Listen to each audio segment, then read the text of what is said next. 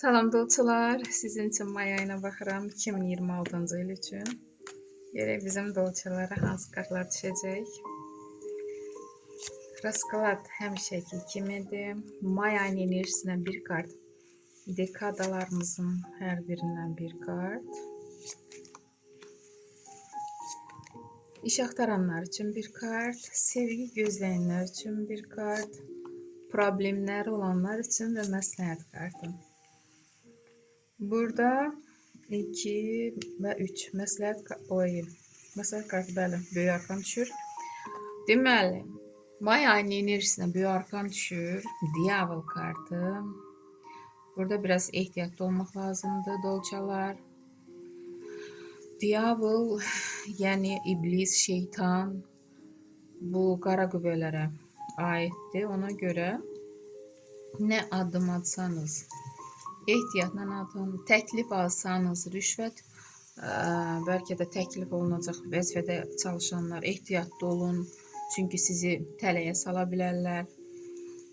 Burada sevgi gözləyənlər siz də ehtiyatlı olun. Çünki burada hisslərə yox, ehtirasa işarədir. Çünki qara qüvvələr, şeytanlar sizi yoldan çıxarda bilər. Ola bilsin ki, sizin ailəniz var, başqa bir şəxs sizi və yəni qara qüvvələrin əli ilə sizi yoldan çıxarda bilər və yaxud həmin adam ailəlidir və sizə sevgisini bildirən və yəni çiriz qara qüvvələr burada işləyir hamısı. Ehtiyatlı olun, aldanmayın. Hər nədirsə yadınızda saxlayın ki, nə təklif alınırsa may ayında birinci yoxlamaq lazımdır. Və may ayının əvvəlinə 7-ci jezl düşür burada. Enerjiniz var, gücünüz var, hərəkət edirsiniz. İstəyirsiniz ki, məsəl üçün yarımçıq qalan işlərinizi axıra çatdırasınız və yorulmursunuz. Çünki bu iş sizin ürəyinizdəndir. Özünüz başlamısınız və həvəslə də bitirmək istəyirsiniz. Sonra 3-cü böyük arkan imperatrica. Burada övladlarınız varsa, övladlarınıza vaxt ayırmağı bacarın. Çünki onlar sizdən sevgi, qayğı gözləyir. Hardasa ola bilsin ki, vaxt ayıra bilməmişsiniz. Amma indi may ayının ortasında mütləq vaxt ayırın. Övladlarınıza dayaq olun, dəstək olun. Sevginizi çatdırmağı bacarın.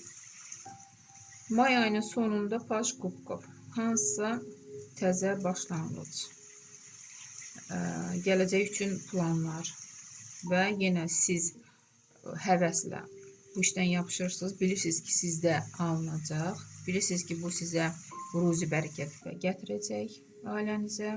Ona görə bu başlanğıcı siz həyatda yaşatmağa çalışırsınız. İş axtaranlar üçün 3-cü pentakli iş tapacaqsınız. Görürsünüzmü?